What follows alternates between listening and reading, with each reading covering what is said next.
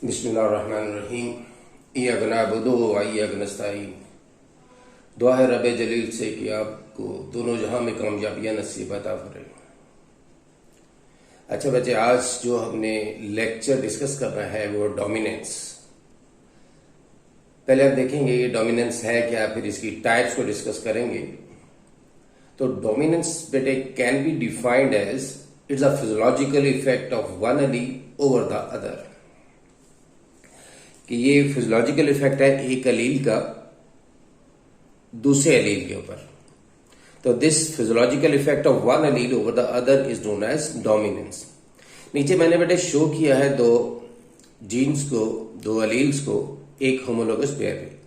एक capital R है जो कि मेंडल्स के एक करैक्टर है शेप का जो राउंड को कंट्रोल कर रहा है, और दूसरा है स्मॉल आर जो कि रिंकलनेस को कंट्रोल कर रहा है।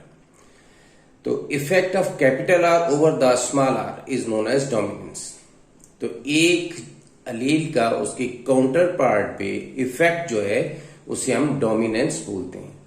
तो it is the physiological effect of one allele over the other is known as dominance. तो अगर हम इस टाइप्स की बात करें, इसकी टाइप्स की, तो हम कहते हैं चार किस्म की डोमिनेंस होती है। The first is complete dominance, second is incomplete dominance, third is codominance, and last and fourth is over dominance. तो इस तरह चार किस्म की ये डोमिनेंस है। एक में कंप्लीट डोमिनेंस है, दूसरा इनकम्प्लीट है, तीसरा कोडोमिनेंस है, और फोर्थ है ओवर डोमिनेंस, जिनको हम वन बाय वन जो है एक्सप्लेन करते हैं। पहला है इनकम्प्लीट डोमिनेंस। ये जो कंप्लीट डोमिनेंस है, इसमें एक अलील जो है वो दूसरे अलील को मुकम्मल तौर पर वॉश आउट कर देता है। जैसा अभी हम बात कर रहे थे उसकी कैपिटल आर की, ये कैपिटल आर है, ये F1 में स्मॉल आर को मुकम्मल तौर पर वॉश आउट कर देता है। ठीक है। फॉर एग्जाम्पल मेंडल ने क्रॉस को आया था true breed round seeded plants को true breed wrinkled seeded plants, यानी कैपिटल आर को क्रॉस को आया था स्मॉल आर के साथ।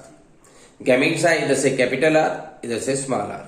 F1 में जो अपीयर हुआ capital R small R all plants were round seeded plants. इसका मतलब है जो राउंड करैक्टर है उसने रिंकल्ड करैक्टर को मुकम्मल तौर पर वॉश आउट कर दिया, मास्क कर दिया, दबा दिया और डिसअपियर हो गए। तो F1 में रिंकलनेस अपीयर ही नहीं हुई। तो ये जो करैक्टर है जिसमें एक करैक्टर मुकम्मल तौर पर दूसरे करैक्टर को सुप्रेस कर देता है, वॉश आउट कर देता है, इस प्रोसेस को, इस डोमिनेंस को हम कंप्लीट डोमिनेंस बोलते हैं। मेंडल के तमाम 7 के 7 करैक्टर्स के अंदर कंप्लीट डोमिनेंस शो होती है। ठीक है। तो this was the complete dominance. तो कंप्लीट डोमिनेंस फिर एक दफा रिमाइंड करें क्या है, कि जिसमें एक अलील जो है वो अपने दूसरे अलील को मुकम्मल तौर पर F1 में वॉश आउट कर देता है। एक का इफेक्ट जाहिर होता है, दूसरे का इफेक्ट जाहिर नहीं होता। तो this physiological effect of one allele over the other is known as complete dominance, जिसे कंप्लीट डोमिनेंस बोलते हैं। अब सेकंड आ जाता है बेटे कि इनकम्प्लीट डोमिनेंस क्या है। जैसा कि आपके इसके नाम से ही है कि कंप्लीटली डोमिनेंट नहीं है। इसमें बल्कि क्या होता है कि दोनों अलील में से कोई भी एक दूसरे के ऊपर डोमिनेंट नहीं होता, बल्कि दोनों के दरमियान, दोनों के फिनोटाइप के दरमियान मिक्सिंग या ब्लेंडिंग होती है। और जो पेरेंटल फिनोटाइप है उनमें से एक भी F1 में अपीयर नहीं होती, बल्कि उन दोनों का इंटरमीडिएट शेड अपीयर होता है। तो इसको हम डिफाइन कर सकते हैं कि incomplete dominance, the dominance in which none of the allele is dominant over each other, but mixing or blending takes place, बल्कि मिक्सिंग होती है या ब्लेंडिंग होती है, and intermediate phenotype of both the parental phenotype appear, कि दोनों parental phenotype का जो इंटरमीडिएट शेड है वो अपीयर होता है। इसको कॉर्प ने 1899 में जो है वो डिस्कस किया था, जब उसने रेड 4 o'clock को व्हाइट 4 o'clock के साथ क्रॉस करवाया। तो जो F1 आई वो ना रेड थी और ना ही व्हाइट थी, बल्कि वो क्या था, पिंक फ्लावर थी, जो कि इंटरमीडिएट शेड है रेड का और व्हाइट का। इसको हमने कैपिटल आर स्मॉल आर से रिप्रेजेंट नहीं करते, क्योंकि वो ट्रेडिशन है डोमिनेंस और रिसेसिव की, कि अल्फाबेट जो है जो कैपिटल लेटर लिखा जाता है वो डोमिनेंट के लिए और जो स्मॉल लेटर लिखा जाता है वो रिसेसिव के लिए। लेकिन इसको हमने R1 और R2 से शो कर लिया। R1 जो है वो रेड 4 o'clock के लिए इस्तेमाल किया गया और R2 जो है वो व्हाइट 4 o'clock के लिए हमने इस्तेमाल किया।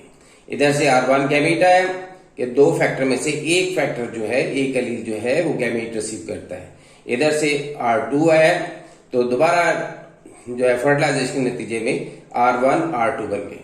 R1 R2 जो है मिक्सिंग है, इंटरमीडिएट शेड है किनका, रेड 4 o'clock का और व्हाइट 4 o'clock का। तो इस केस में जिसमें मिक्सिंग होती है फिनोटाइप्स की और पेरेंटल फिनोटाइप कोई भी अपेयर नहीं होती, उसको हम क्या बोलते हैं, इनकम्प्लीट डोमिनेंस। जब इनकम्प्लीट डोमिनेंस को उसने F2 रेज करने के लिए दोबारा सेल्फ फर्टिलाइज कराया तो 1 2 1 से दोबारा ये अपीयर हो गए।